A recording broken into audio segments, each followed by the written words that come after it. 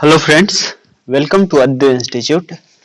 तो आज हम लोग बिहार बोर्ड क्लास 10th के लिए जो विद्युत धारा का चुंबकीय प्रभाव है ना, उसके कुछ एमसीक्यू ऑब्जेक्टिव क्वेश्चन को लेके आए हैं जो आपके एग्जाम के लिए इंपॉर्टेंट है। तो पहला क्वेश्चन देखते हैं। फ्लेमिंग के बाम हस्त नियम में मध्यमा किसकी दिशा संकेत करती है?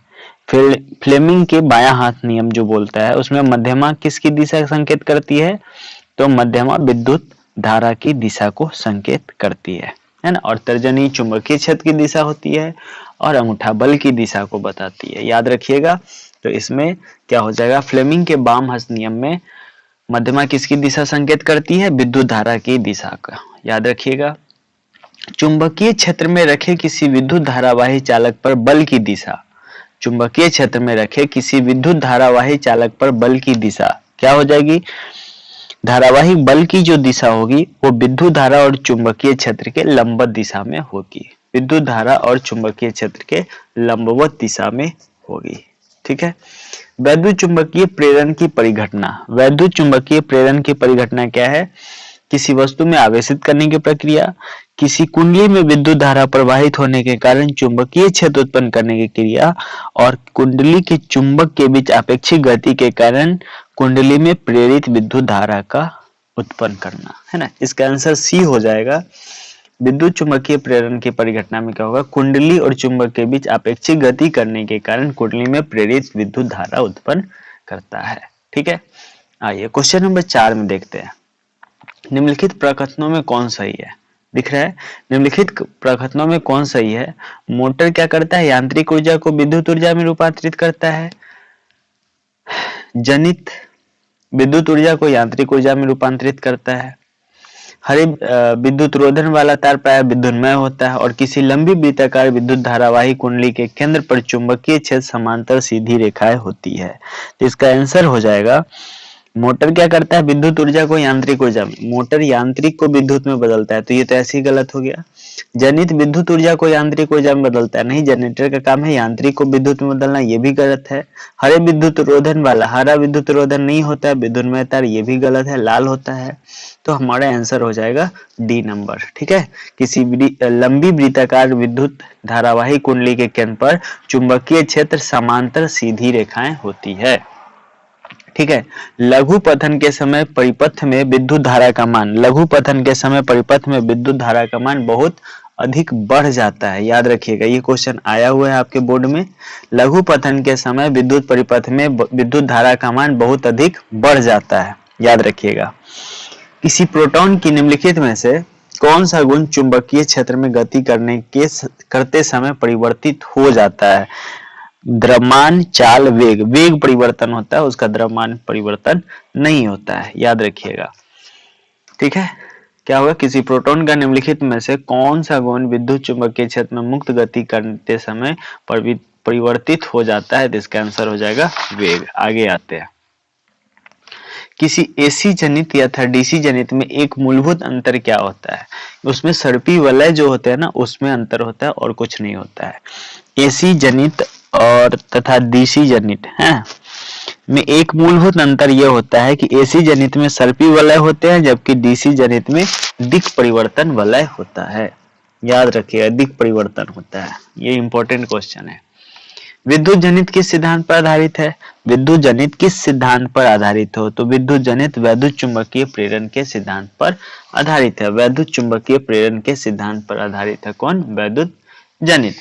जनरेटर जो होता है वो विद्युत चुंबकीय प्रेरण के सिद्धांत पर काम करता है, इस बात को भी याद रखना है। विद्युत चुंबकीय प्रेरण के सिद्धांत पर काम करता है। और जनरेटर का काम क्या है?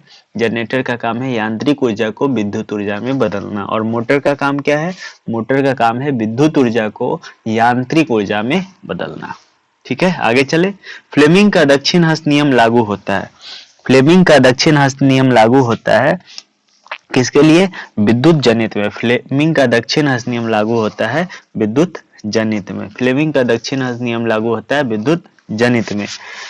फ्लेमिंग का बाम हस्त नियम, बायां हाथ का नियम किसके लिए लागू होता है? तो मोटर में, है ना। दक्षिण हस्त नियम लगाएंगे जनरेटर में और बायां हाथ नियम जो होगा वो लगाएंगे मोटर के लिए, याद रखिएगा।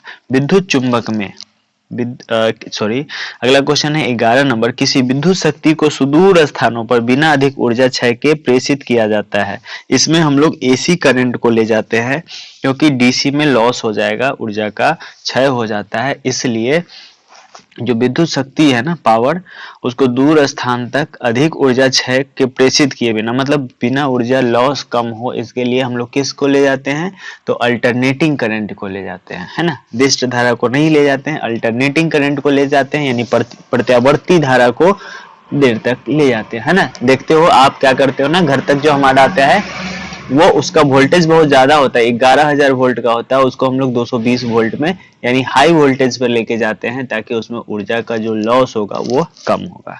भारत में प्रत्यावर्ती धारा की आवृत्ति 50 हर्ट्ज। ये भी क्वेश्चन बोर्ड मॉडल है, एक बार पूछा जा चुका है क्वेश्चन ये, है ना। प्रत्यावर्ती धारा की आवृत्ति जो होती है वो भारत में वो 50 हर्ट्ज है ना। वोल्ट कितना हो, 220 वोल्ट पे काम करेगा, ठीक है।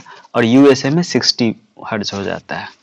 फ्लेमिंग के दक्षिण हस्त नियम में मध्यमा क्या संकेत करती है, तो मध्यमा जो है किसकी दिशा संकेत करती है, फ्लेमिंग के दक्षिण हस्त नियम में मध्यमा प्रेरित विद्युत धारा की दिशा संकेत करती है ना। प्रेरित विद्युत धारा की दिशा को संकेत करती है। तर्जनी चुंबकीय क्षेत्र की दिशा हो जाएगी। घरेलू विद्युत परिपथ में उदासीन तार को क्या कहते हैं, घरेलू विद्युत परिपथ में उदासीन तार को क्या कहते हैं, तो ऋणात्मक तार कहा जाता है। घरेलू विद्युत परिपथ में उदासीन तार को क्या कहते हैं, घरेलू विद्युत परिपथ में उदासीन तार को ऋणात्मक तार कहते हैं। याद रखेंगे, कौन सा तार कहेंगे, ऋणात्मक तार कहेंगे, ठीक है। घरेलू विद्युत परिपथ में उदासीन तार का रंग होता है।